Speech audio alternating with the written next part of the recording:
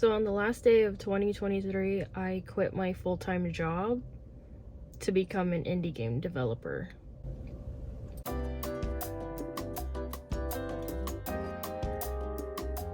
Hey y'all, welcome to my channel. This is the first video that I'm doing for the year of 2024, and still kind of getting used to like vlogging and stuff.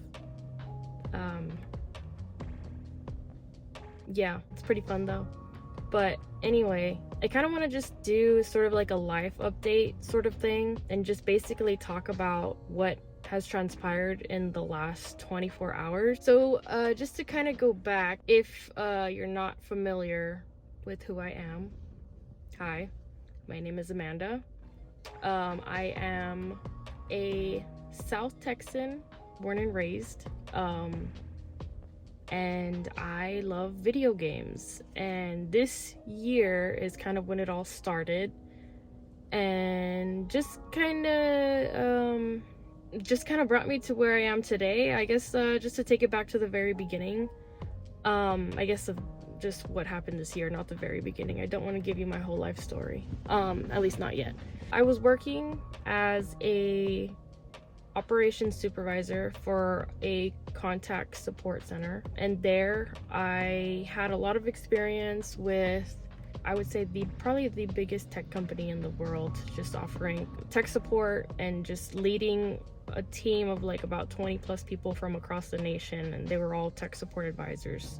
So anyway, my background is that, but I was just to be really cut and dry, I was not happy there. So I just wanted to clarify something real quick here. Me talking about my unhappiness with my job was not really directed at the company that I was contracted to work for at all, aka the top tech company. I am really just talking about my actual employer who worked with the top tech company. All of my resentment and unhappiness is really directed towards my actual employer. Okay, that is all. I was actually pretty miserable there. That is another story in and of itself, which I don't think I would want to go into, because it's just not positive vibes. So started there. Went to a Latinas in Tech, or the Latinas in Tech Summit. I actually won a ticket for the virtual event, so that was really cool, and I actually met quite a bit of people there, and was able to network with a bunch of recruiters from different companies in the tech industry. I was trying to get a job because I was not happy at my job. While I was there, I scheduled a talk with one of the recruiters from EA, because I was interested at the time. I mean, I'd always been interested in the gaming industry, but it was just something I was like, you know what, like I could ask some questions about what the jobs look like in the gaming industry. So when I met with the recruiter from EA, she was actually fairly interested in like my experience. So I was really excited, because I was just curious, you know. I was just curious about what the gaming industry had to offer in terms of like, you know, a career path. But I was considered for the role of an associate producer. I did not get it, but I mean, I wasn't really serious about looking into getting a job in the gaming industry just yet, but just the fact that I had that opportunity, it was like, okay, I could probably do this. Like, I wasn't even looking, and this opportunity just kind of fell on my lap, almost. I didn't get it, but still, like, it was pretty cool. So from there, I just kind of went and just kept going where these opportunities kept presenting themselves, which was on LinkedIn. This is how I found out about the Latinas in Tech Summit.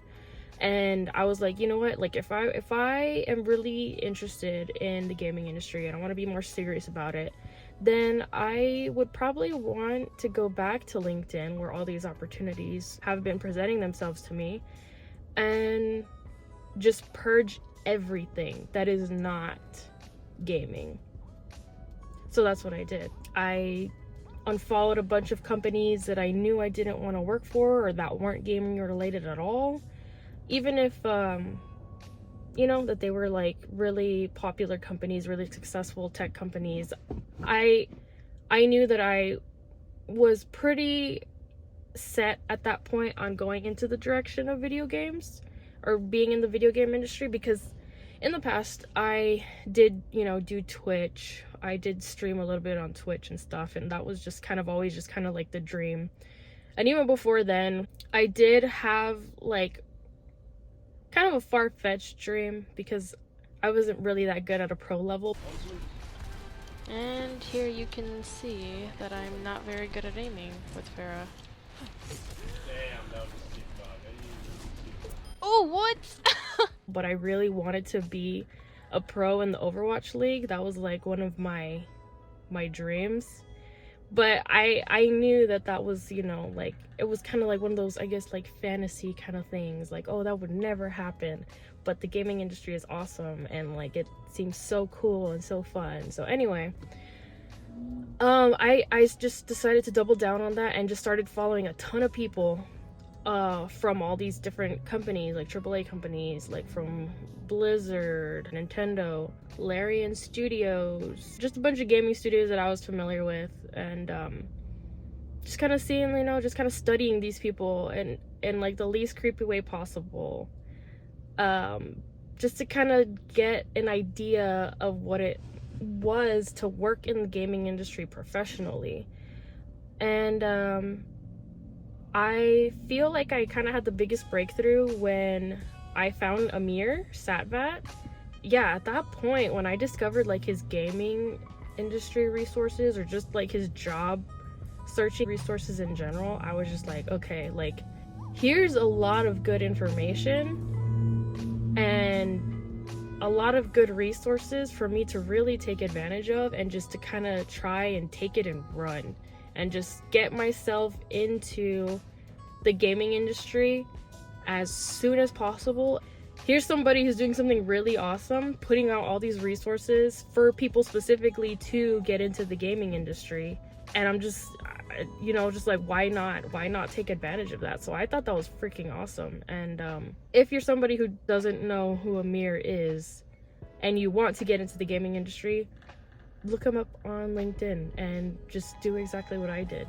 I mean, it helped me a lot. That's kind of where everything just kind of changed. So from his many resources, there was a gaming industry mentorship program, or still is a gaming industry mentorship program that he has, where I met with my first, I think it was my first, yeah, I had my first mentorship call with somebody named Dazia, and she was based out of Mexico at the time. She worked with a gaming studio called Tagwiz, and she was the senior producer. And, you know, after talking with the recruiter from EA, and just kind of talking more about the producer roles and what they do, that was kind of like where I was able to figure out, like, okay, like this is more likely what I'll want to do, because it's really similar to what I already do in my day-to-day job, and it'll probably be the most comfortable that I'll be if I were to make that transition. So I started looking for people specifically with producer titles, and when I met with Dazia, she just, the very first thing, or one of the first things she asked me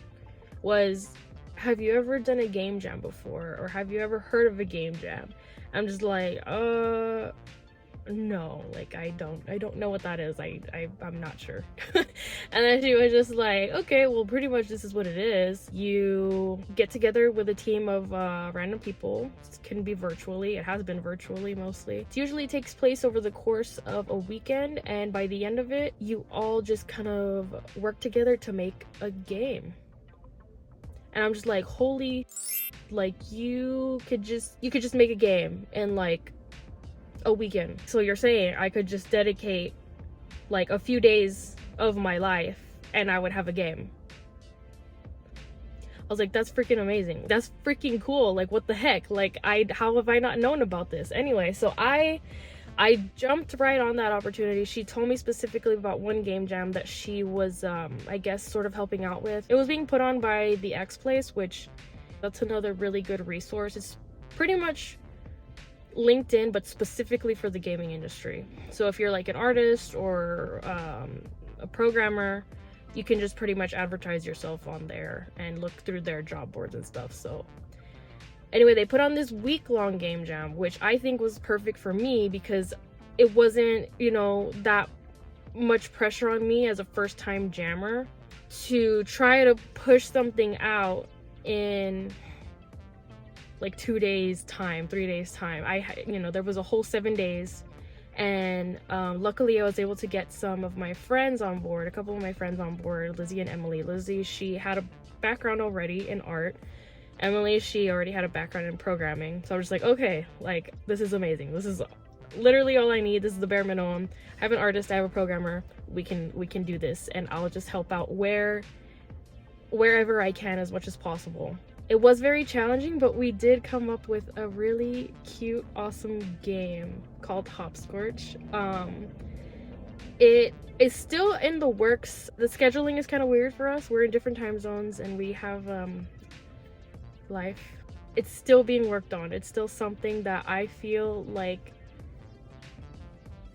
I think it's probably it's definitely one of the, you know, the better projects that I am very proud of, and it being my first, I mean, I just feel like that it just kind of, you know, fuels me to keep striving for more and just to kind of top, I guess, Hopscorch. But really, it's a really cute game.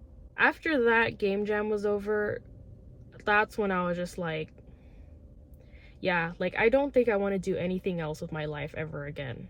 Like, I was like, it was such a profound moment for me that just the thought of going back to my normal job or doing anything besides like game dev or anything besides the gaming industry just like terrified me. And I say that because I think a lot of people struggle with this, but for the longest time I struggled with what is it to have a passion? What is it to have passion?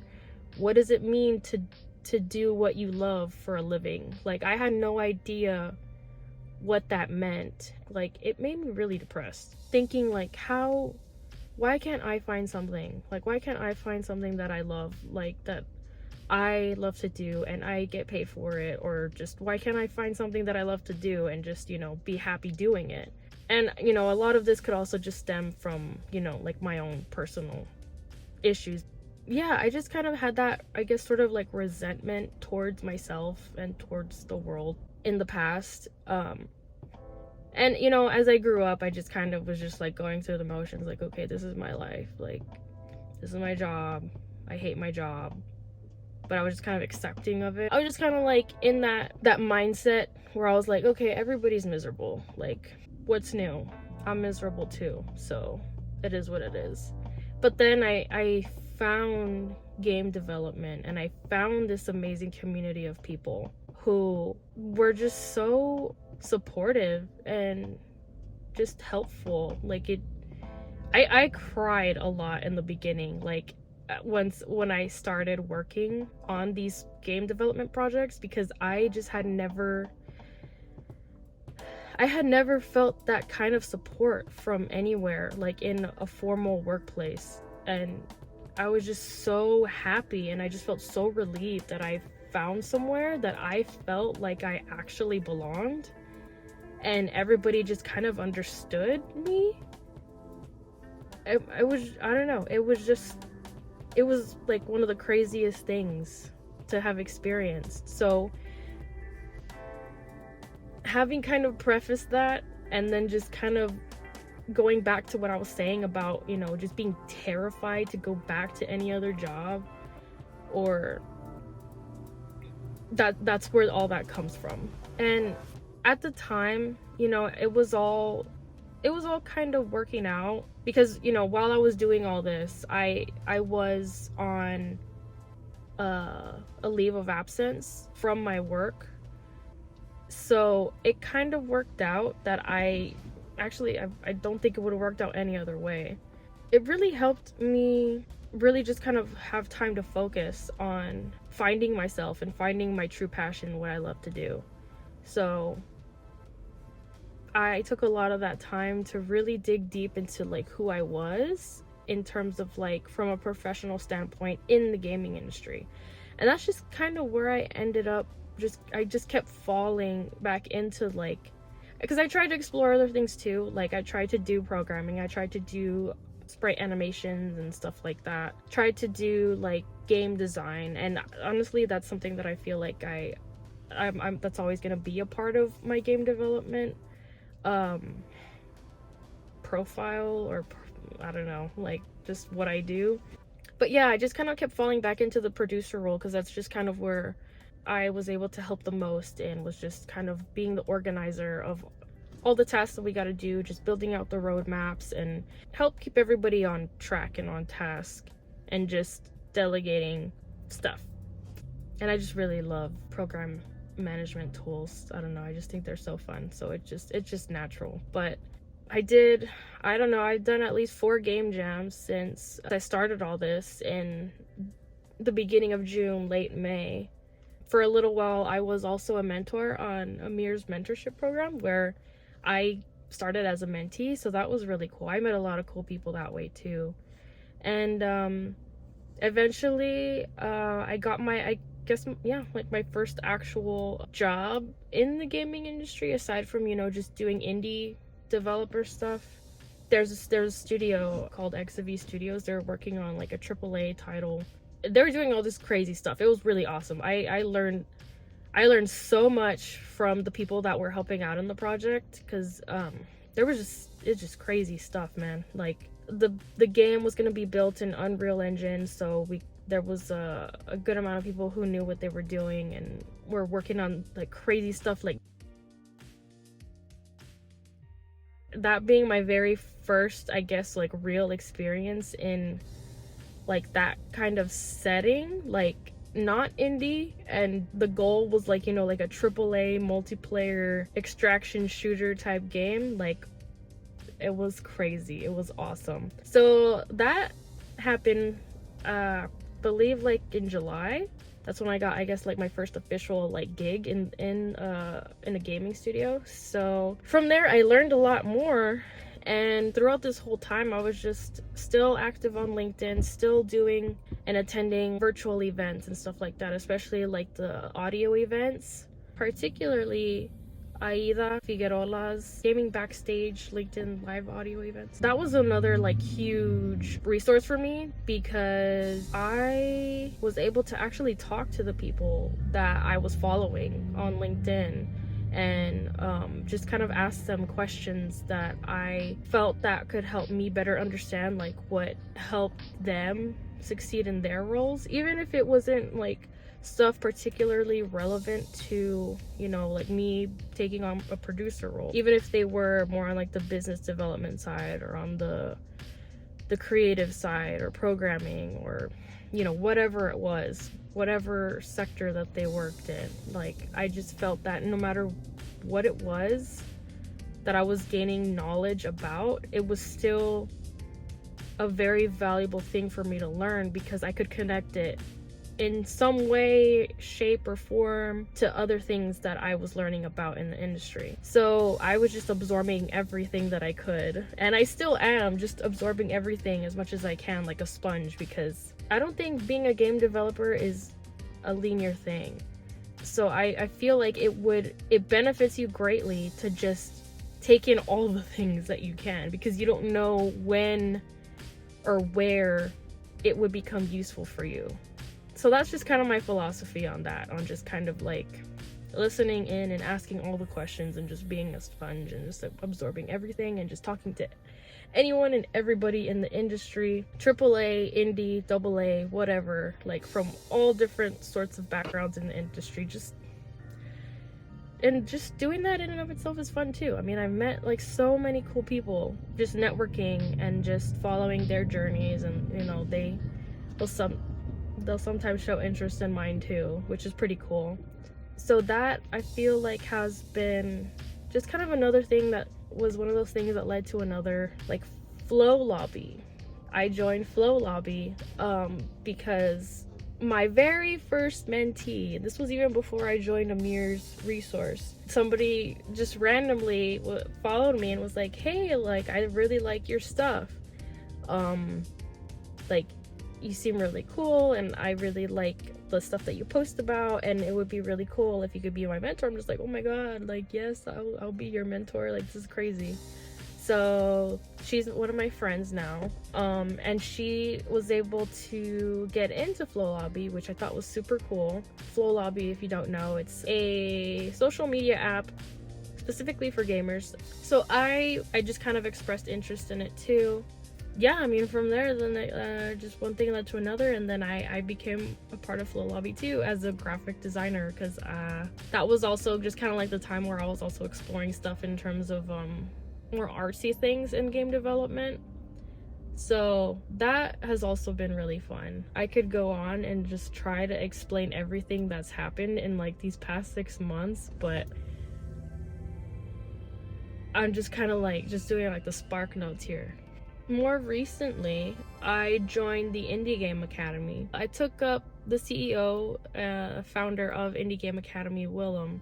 I took him up on an offer. He posted saying like, hey, like, I usually do this for like mentorship calls, but schedule like a one-to-one with me, like, for anything, like if you want to talk about anything.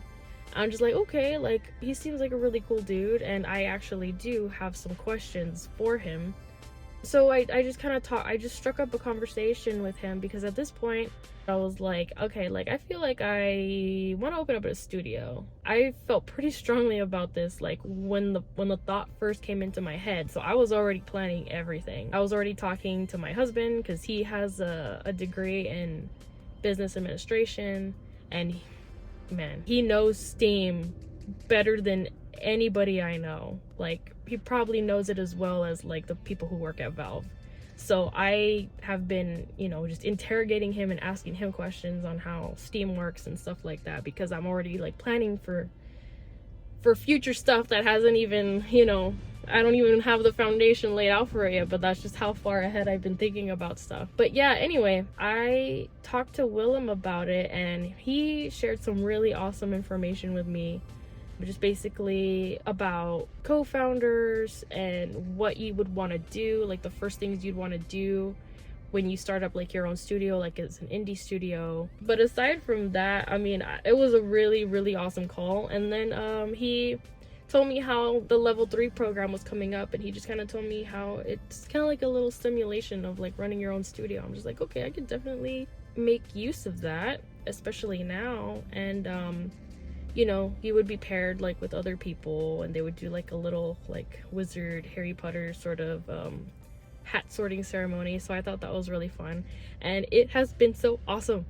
I have had so much fun, and my team is so awesome. I can't talk about it highly enough, because it's just been so fun, and it's been, you know, so amazing, and such an amazing feeling to just kind of use this opportunity to just kind of do like I guess like a test run, a trial run of running my own studio. And just the more that I was just kind of getting myself into stuff like this, the more I was networking with people, the more that I was meeting new people, the more that I was just going deeper down the rabbit hole of the gaming industry. I was just learning more about it, and, you know, the nuances, the good, the bad, and the ugly. Honestly, I feel like in every industry has its good, bad, and ugly, and I don't think this industry is not any different.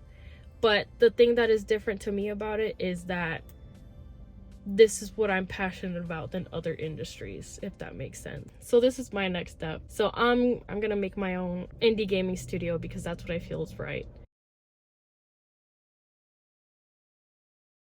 This was just kind of like a long-winded video and a long-winded way of saying I'm gonna make an indie game studio. My own indie game studio this year. I don't have a set date yet, but it's gonna happen because I want it to happen. And that's just kind of led me to yesterday, which was December 31st, 2023, when I was like, you know what? I am just wasting my life. This is not what I want to do. This makes me very unhappy. This makes my family very unhappy. doing what I did prior to all this, it was just a very, very bad situation for everybody involved. So that's when I was like, okay, you know what, like, this is not serving me. Yeah, it's a reliable source of income, but at the cost of time with my family, at the cost of my mental health, like huge exclamation points on that part, and at the cost of just me as a person. And so it just didn't make sense for me to, you know, just to stay or just have that as like the backup plan. So I have officially quit my job in pursuit of becoming a full-time indie game developer. So it's awesome. And I'm not like completely like short-sighted on that either. Like, we still need money, we still need income. So I'm just doing like little odd jobs here and there, like on the side, because I still have 2 small kids to feed and 2 dogs and myself and my husband too. So, but I am so much happier being in control of my own life and just kind of calling the shots. And I just feel like there wasn't a better time to do this and work towards my goals and just kind of lean into my passions than, you know, the new year. So again, this was kind of just a long-winded way of saying I am gonna start my own indie game studio. But yeah, thank you for watching, and subscribe, because this would also help me too if we can get to 1,000 subscribers. Okay, well, thank you guys for watching, and I will see you next time. Bye bye.